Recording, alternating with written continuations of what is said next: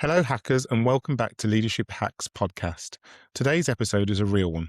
I'm joined by Andrea Conway, a recruiter with 25 years' experience who opens up about being made redundant and the emotional hit that came with it. The shock, the tears, the why me, and the impact on identity. But this isn't just a tough story, it's a comeback story. Andrea shares what helped her rebuild her confidence, how she stayed motivated day by day, and what leaders must understand about handling redundancy with dignity. If you've ever faced job loss or you lead people through change, this one will stick with you.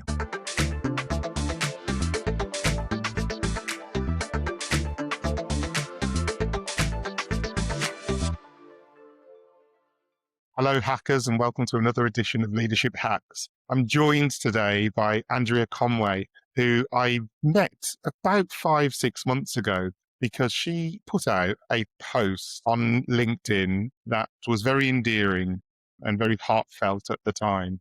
And it was one of those posts that happened to go viral.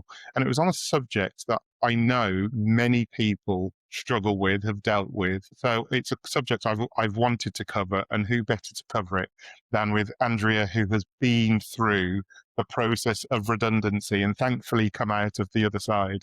Andrea, welcome to the show, and thanks for being prepared to share your story with us today. Hi, Obi, and thanks for having me and thanks for reaching out. What a privilege. So, as I read, question my ability as a recruiter, a job I have done for over 25 years. I couldn't hold a conversation with my family or friends for the first few weeks without tears streaming down my face. I was loyal, hardworking, and committed. What more could I have given to the company?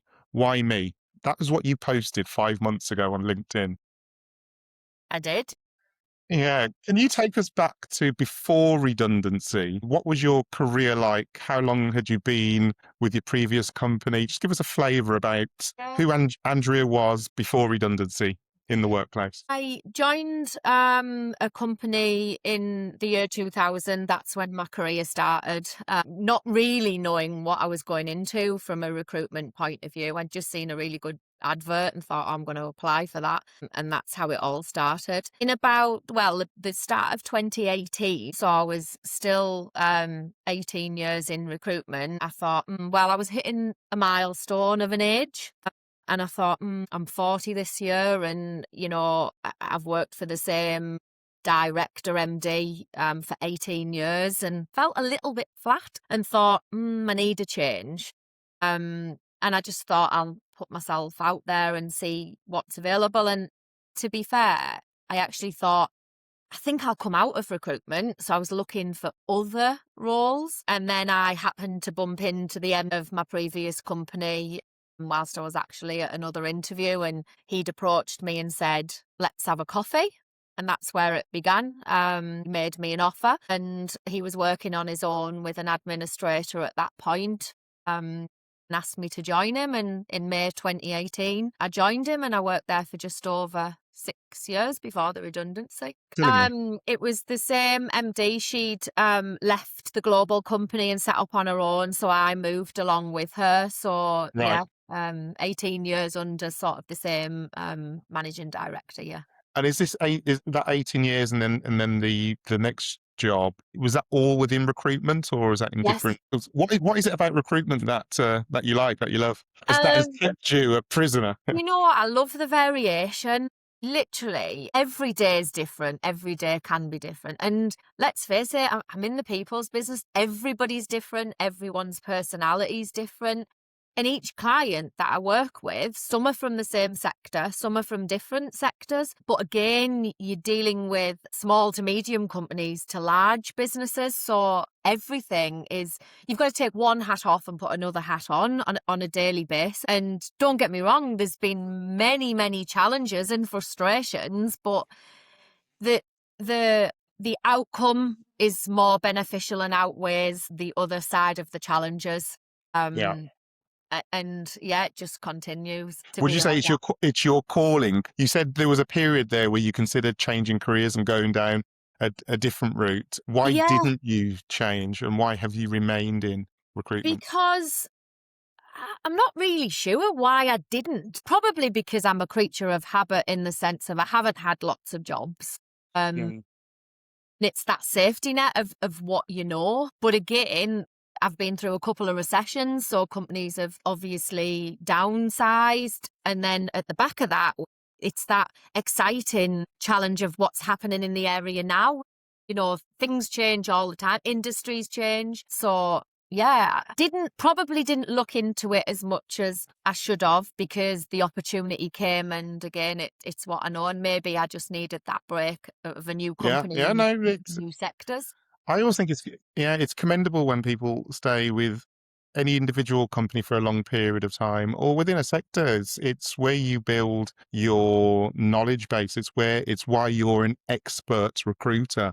And it's why those businesses come to you for Right. expert advice to help find them the right individuals and to help drive their businesses forward. Yeah. You mentioned in your viral post that you gave everything to your previous role, and you paint a picture of what everything looks like in your day-to-day life. Can you tell us what does giving everything in a role mean to you? What does that look like? I think it's working for me. It's not a 9 till 5 job, 8:30, 4:30, whichever way we put it. It's not, because we've got clients that, you know, need to call you before work, after work, and candidates primarily do need to have contact with you outside of hours. I've took laptops to, and I'm not saying that other people don't do that, because I know it's part of a lot of people, but I've took laptops to games, sat there, worked on it, called candidates. I've had clients that call me, you know, on the way home from work at 8, 9 p.m. and never shut off to them, because that's their downtime of being able to talk to me. I'm cooking the tea, I'm multitasking. I've probably sacrificed family time, holiday time. I've still been on holiday, but I've walked away from the swimming pool or the family dinner and done that, because I'm dedicated, and loyalty is a big thing for me, in the sense of I suppose we ask the question, what does loyalty look like? It's different for other people, isn't it?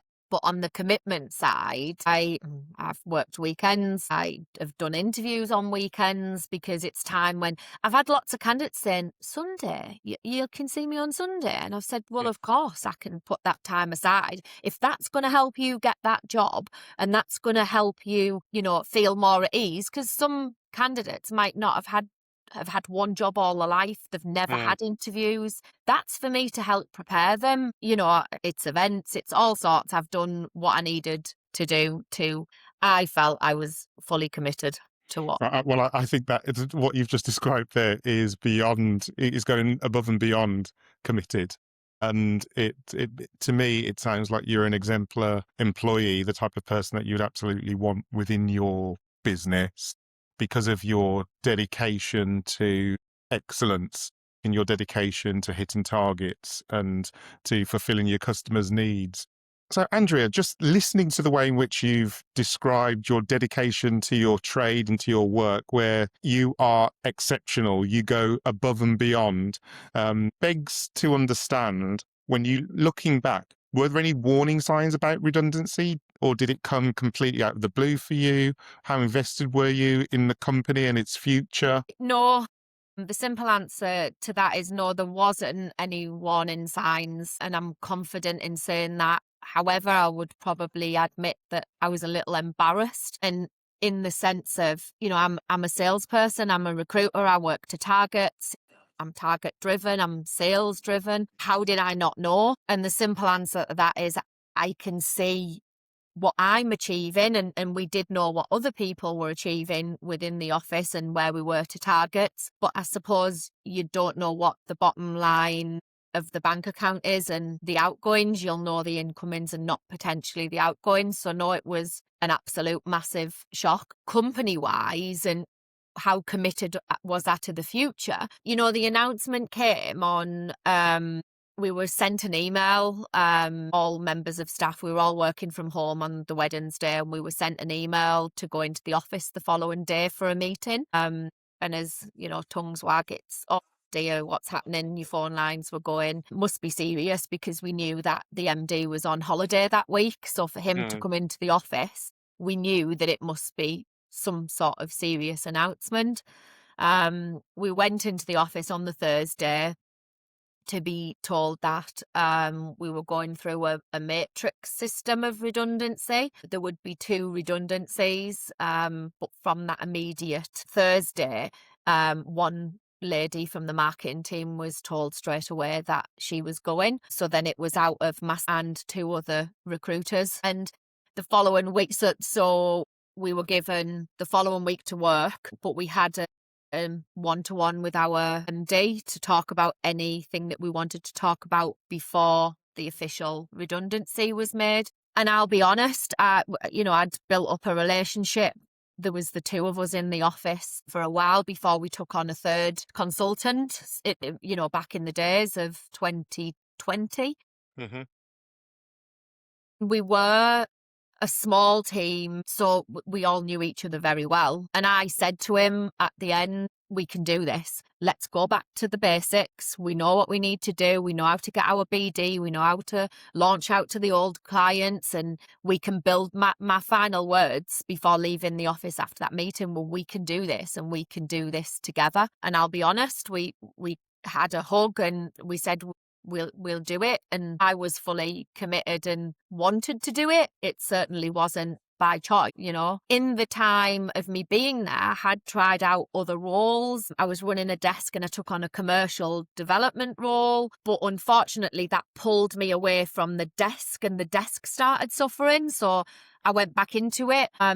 Upon leaving, my role was changed again to another desk, which I took it on because there was a junior consultant that was wanting to progress and she couldn't have progressed on the other desk.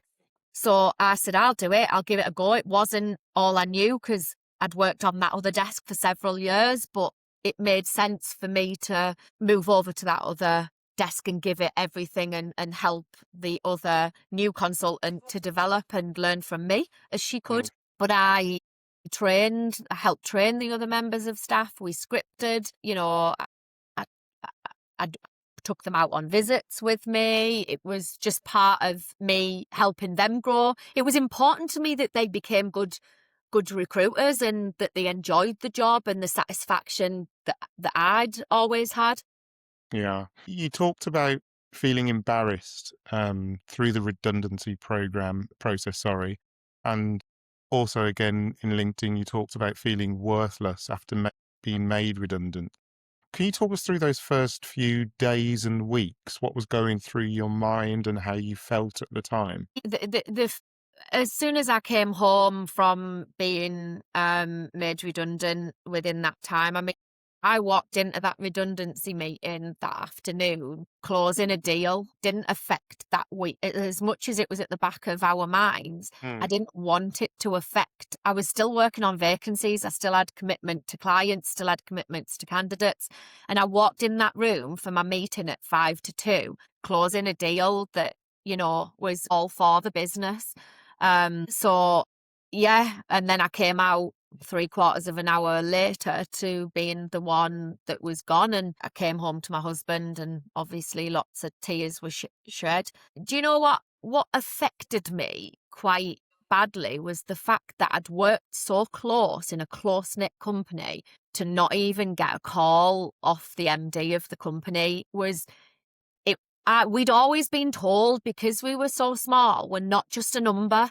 We all affect the business, and that absolutely wasn't the case. And I was devastated, completely devastated that everything that I'd done and committed to was just meant nothing. There was no more contact. Everything went through the HR external company.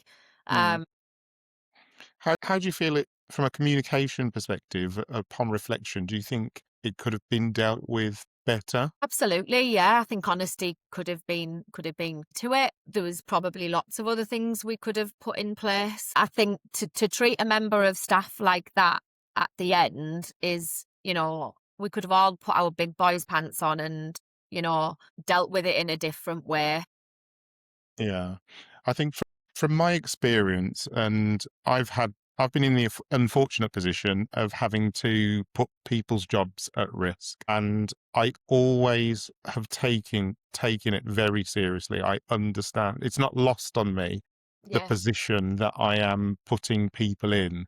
And that's being put at risk, let alone that actually being made redundant, just being put at risk Yeah. mentally. I know that that adds a lot of anxiety, a lot of stress to individuals, and some individuals who have worked for an organization for a long time. They have Yeah. mortgages, they have children to feed, and everything else that goes with that. I understand that there are situations where, because of where the business is, a decision has to be made, Yes. and it is a business decision. I have seen redundancy processes handled well, Yeah. where communication has been spot on, the rationale makes sense, and there has been open dialogue. Yes. I have also seen, and it really it killed me when I saw this. I've seen in a large organization, everybody that was put at risk, their microphones were muted, so they didn't have a voice, they couldn't ask questions, given information, sent an email after, and told that they would have a consultation meeting a couple of weeks later. And I just think that's appalling in the way in which you could treat humans who have Mm. given, as you have said, who have sacrificed a lot for a company. I think at the very least, we should be able to treat one another with dignity, openness, and have those open enough conversations Mm. so that people know where they stand. And that's the thing. I completely understand. I've been in a situation previous where we've had to let staff go, and I completely understand that.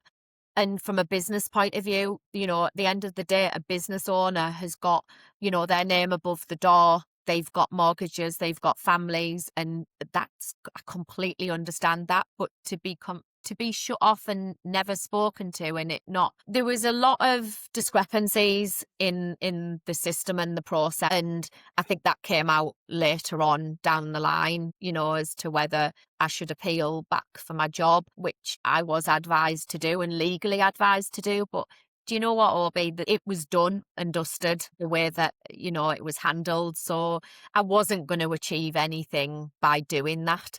Sure. Um, and yeah, going back to sort of how did I feel in the weeks after that? Absolutely dreadful. And do you know, I was very, very lucky in the sense that I was offered the job almost, I went through two different recruitment processes with two different companies and was offered this job relatively quickly. So I am very fortunate because I know it takes lots of people a lot longer. Mm. So I appreciate that. But I still needed to just get over them feelings of, not being wanted, and what did I do wrong? What more could I have done in them 7 years? Because it clearly wasn't just about the hitting targets. Mm. So yeah, it's one of them where I probably tortured myself internally. Yet people had said, "You've got time off," and because I was put on garden leave immediately, and it was the fact that I was working with candidates and clients. I had people phoning me, and I was the recruiter that had vanished off the face of the earth. I'm not. I tell the truth. It's not something, and that's what clients and candidates like me for, the fact that I've got to be honest. If that's not going to be right, or I can give an opinion and we can work back from there. But I just disappeared, and I thought that's my reputation. I was just silenced, and I feel that was very unfair. Yeah, I can imagine it, and especially for somebody who as dedicated as you were to the job. How did redundancy affect your sense of identity? Because, when it comes to identity, many of us, we attach ourselves to what we do. And what happens when that's suddenly taken away? I think I didn't. Saying it now is easy. At first, it wasn't, because again, on reflection of what I said earlier, I took it personally, and I was again embarrassed. But now, on reflection, and I am a strong believer, and people were telling me at the time, things happen for a reason. It's just it's a part of what's happened in my career path now. And if anything, it's made me stronger still. And I've undetermined, and I've pressed the reset button, and it's opened up lots more doors now. I'm working with other clients, new clients, which is great. It's exciting again. I'm working with old clients, which I feel privileged that, they want to follow me on my journey. and want to work with me still after this many years. I mean, one of my clients I've worked with for 20 years. It's yeah, it's exciting, and we've fast forwarded from Yeah. that, thankfully. Which is good. I am going to bring you back to that just because, with leadership hacks, I'm very vocal about what this channel is all about. It's about providing inspiring stories and allowing people to gain knowledge and improve their leadership in the future. And I think when we talk about this very emotive subject of redundancy, I'm hoping that there are leaders out there that are listening to us now who will gain a bit more of an insight from the human side, the personal side, as to how it impacts somebody personally. You talked about having a feeling of rejection. You've talked about embarrassment. You've talked about worry. What was the hardest part? Was it financial uncertainty, the feeling of rejection? What was the hardest part in dealing with the redundancy at the time? The hardest part for me was on my performance and what did I do wrong. I am in a fortunate position that I've always worked, but I've also got a husband who worked, who says, have the time out, recharge your batteries. And I think it was a personal sense of, I don't want to do that. I'm a worker. I need to get up and have that daily routine. I think it was more personal, and how that made me feel mentally with the redundancy, along with obviously how it was handled, but it was more why me. And how did you therefore combat those negative thoughts when they crept in? You've talked about your husband. You've talked about your husband there. It sounds like he was a good sounding board for you Yeah, and a rock at the time. absolutely. Do you know what? I used the time well.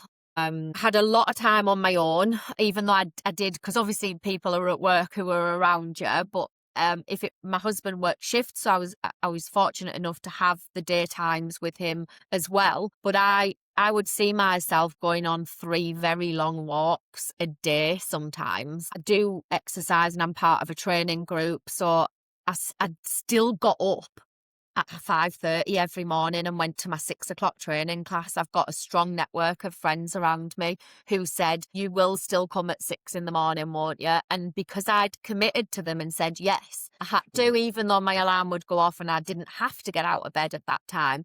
I Mhm. wanted to. I wanted to keep, that that mentality going, Why did you want to? because if I didn't, I'd have probably curled up in a corner and probably spent a lot more tears. Whereas if I walked and cried, it was okay because I was walking and achieving something at the same time. And I know I go on about the tears side of it, but mentally there was lots of challenges I faced, and I've never put myself in that bracket at all. It was very difficult, but I did close away from some people as well. I think past relationships with past colleagues, that was a difficult one, because things go around in your head. Why did they keep their job and not me? But I'm pleased that they did, and I got another role.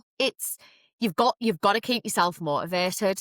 The self motivation side of it is important. Otherwise, you could end up. I like cooking. I made sure every week I tried a new recipe. I made something new every week. I had 8 to 10 weeks off. I made sure that I did something and used that time wisely. Although looking back, I didn't have all the energy that I normally have, because I would have decorated, I would have done this, I would have done that, but I wasn't quite there with that mentally to be Yeah. able. Which is it's refreshing to hear. You are obviously a person with a very positive mindset and an optimistic view on life, because there are two directions in which one could go in a situation like that, and we're all different individuals. So I'm glad that you are a resilient Yeah. person and you still try to find the good in what was a bad situation at the time.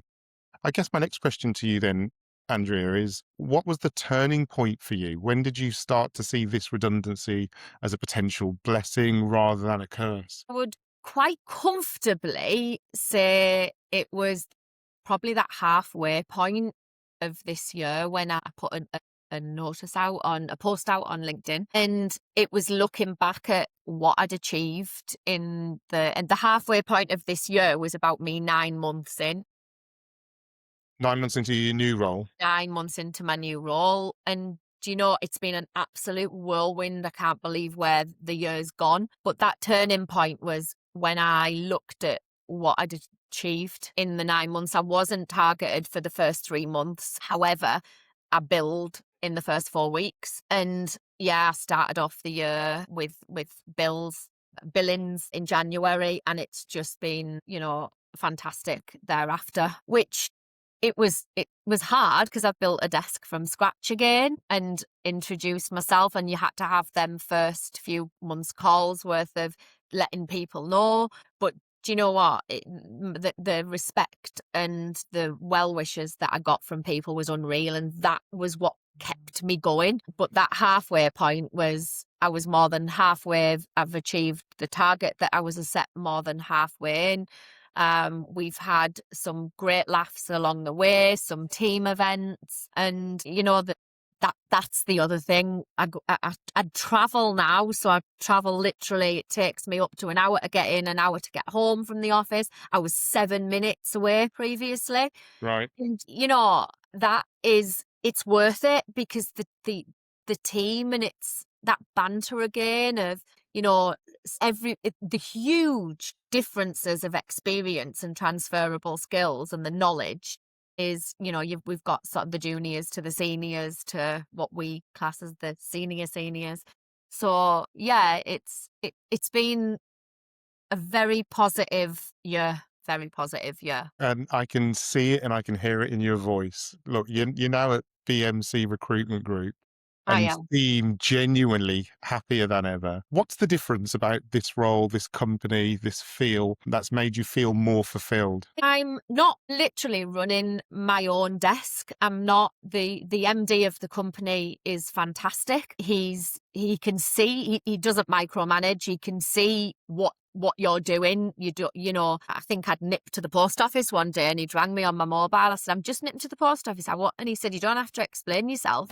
He knows that I've been on from 8 o'clock in the morning, or I might have been on at 7 p.m. It's, I've asked him for things outside of work to be able to do things. He's given me so much responsibility to say in the sense of, wait, as I'm here as guidance, but you're mature enough, senior enough consultant, and he listens, and the ideas are there, and you can put them ideas into practice. The difference now as well is I those clients who wanted to work with me on other roles apart from just finance can, whereas previous it was just finance that I dealt with.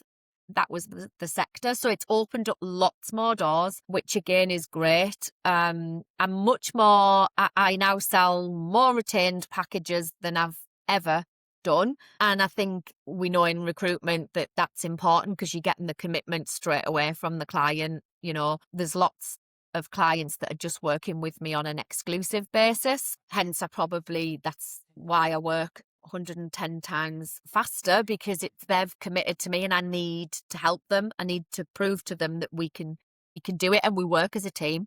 And that's the thing. My clients are working with me as a member of their team, their in-house team. I liked what you said there about your current boss. You said he lets you do it your own way. He trusts you, I guess. Where does that trust come from? Why does he trust you? Because he's maybe seeing me in action, has heard me in the office, the clients that I've built up, and I've hopefully done what I've said that I would do. And I'm excited to prove that I can do more. And that's the thing. The journey it's ongoing and it's upward. Yeah. I'm smiling to myself, watching you awkwardly try and explain why your boss trusts you. I think you answered it in probably your opening statement.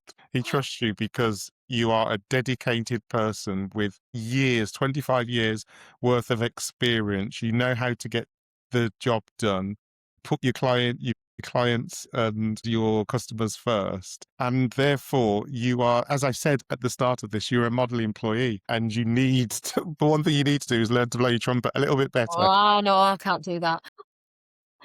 I think that's the thing, isn't it? It's when you said the trust bit is, I think you do, you we're in the people's business, and not everybody, you know, you can sit there and say, and I remember showing him my figures in the beginning when he interviewed me and said, right, there you go, this is what I've done over the last 7 years, and hopefully I can do that again, and I'm building that back up. And he said to me, and he has been my number one believer from the minute that he interviewed me. And bearing in mind, he got off the plane from Dubai, asked me if I could attend an interview that afternoon, and I said, yeah, absolutely. And he said, oh, give me an hour, I've literally just landed. He got home and we'd penciled in, so we had a Teams call. Like, as he got home, we were on the Teams call for 3 hours. That was my first interview, 3 hour interview with him. Right. And I've got to be honest, but I know that some recruiters don't have recruiters have always been not necessarily honest people, and that's the thing. I am who I am, Yeah. and people buy off people, don't they? And I Yeah, can't no, win I can everything. tell you definitely wear your heart on your sleeve. Looking back at your over the past 12 months, because I know it's just been just over 12 months since you were made redundant and you've been in your new role. Is there anything that has surprised you about your own resilience? If you go back to being on one of those walks where tears are streaming down your face to the happy place that you're in right now, what do you say to that? Think it's definite. Is there anything that surprised me? Did you say? Yeah. Um, I think I probably surprised myself at how badly that I took to the redundancy, because, like I said, I was lucky that I'd got a role straight away, but it wasn't that. I was leaving. I was made redundant from a company that I didn't want to leave, and I didn't leave by choice. My surprise was probably how bad I took it, considering I'm what people would class as a confident salesperson, but I do have empathy, and that's, you know, and I am a human. Yeah, I think I was just surprised with me and how I took it. And I probably tortured myself more, thinking, why? Come on, you're better than this. And I did overcome that, thankfully. And that's the thing. Hopefully people can see that, you know, there's the small steps, you will get over it, and there'll be something bigger and better out there for you that's meant to be. Yeah. I saw a quote recently. I don't know if it's pertinent here, but it said something along the lines of the only way that we can live is if we grow, and the only way that we can grow is if we change, and the only way that we can change is if we learn, and the only way we can learn is if we're exposed. And the only way that we can become exposed is by throwing ourselves out there into the open. Sometimes that's a company throwing us out there into the open, Yeah. into the unknown, and sometimes we're choosing to take that step. But without doing that, we become comfortable. We stay within that comfort zone doing the same thing. We don't really ever get to discover our full potential, in my Yes. opinion, or different ways and expand our learning as to Yeah. how we interact with people, how different businesses operate, how we can be better at what we do, seeing other experts at similar level working and pinching ideas from them and looking at them and saying, oh, I like the way you do that. So And I that's think it. it is important. It definitely is. I think a reservation for me was, women of us. I am a woman of a certain age, and it's your mind, your memory, your brain fog, all of these things. It's like, oh gosh, how can I go into another company and start learning all over? And you know what? I'm absolutely embracing that, and I am determined that I will never be put in a position where, if I'm on a matrix scoring system again and I'm marked down for something that I didn't do, that won't be the case anymore, because I will know this role inside out, 360. And that's the difference. It might not be part of my role all of the time, but I'm determined that I'll know how to do it if I'm put in that situation. And that's what I've done. That's the other side of it. It's like, you don't want to be. Back there again. Yeah. Yes. Yeah, remembering it's not that, and I think in the last situation, it's not always your fault. It's not your fault, and it's sometimes it's more about the way in which it's Yes. communicated and dealt with. Just coming back to your post resonated with thousands of people who have been through similar situations. What one piece of advice would you give to someone who's just been made redundant and is feeling the same sense of worthlessness, embarrassment, all those other negative feelings, and they're really beating themselves right now, or they're going through that process currently? My advice would be just take a step back, because that's what step back, reflect, and the way to move forward is every day it is different. Set yourself a different goal each day, of whether it's an exercise goal, a cooking goal, applying for one job every day. You can't go at it full hog because you'll burn out. Take that time to reflect, recharge your batteries. There is definitely roles out there for everybody. It just might be a sidestep. It might not be the role that they've always known. But I think if everybody has got drive and determination, you will succeed in another role with another company. Absolutely. That's what I would advise. It's not about you, but if you can tweak a few things or look at your skills, everybody's got transferable skills. No, I agree wholeheartedly. I think there is a psychological impact, right? You've experienced it. There's a psychological impact of redundancy. Job loss can cause severe emotional distress, comparable to grief reactions, Mm. including denial and anger, depression and shame, feeling of job insecurity and low self-esteem caused by redundancy. Announcements can have a negative impact on employees' confidence too. And I think you've demonstrated that whilst all those things are true, you've still got to try and find the positives, Yes. because there are opportunities on the other side of those negative feelings and thoughts that you're having. And the sooner you can get past that and start Yes. to look forwards, then you can start to rebuild, rejuvenate, re-energize yourself ahead of that next move. Definitely, definitely. It's not a cliche saying stay positive, because you can't always stay positive, but every day seriously is a new day. So, start again. Tomorrow's gone, put it behind you and start again with the new applications and how you're feeling about yourself. Everybody has certain skills that somebody wants out there, and personality, and that's a big, big factor. And I do say that. You know, Personality cannot be trained, but skills can be, the job can be. So if you've got the right personality, you can do lots of different jobs out there that maybe you're not used to being able to do, or you didn't think you could do, but there will be something out there, definitely. I couldn't agree more with your statement there. Andrew, if you could go back and speak to yourself on that day where you were made redundant, knowing what you know now, where would you end up?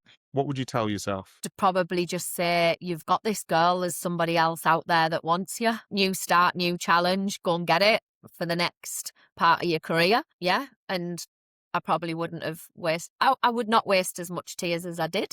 I'd look at it as a positive, that there's a reason for this blip in my career and my life at that time. But hey ho, there's a new challenge out there ready for me, and a new company that will welcome me with open hands. That's how I had to look at it.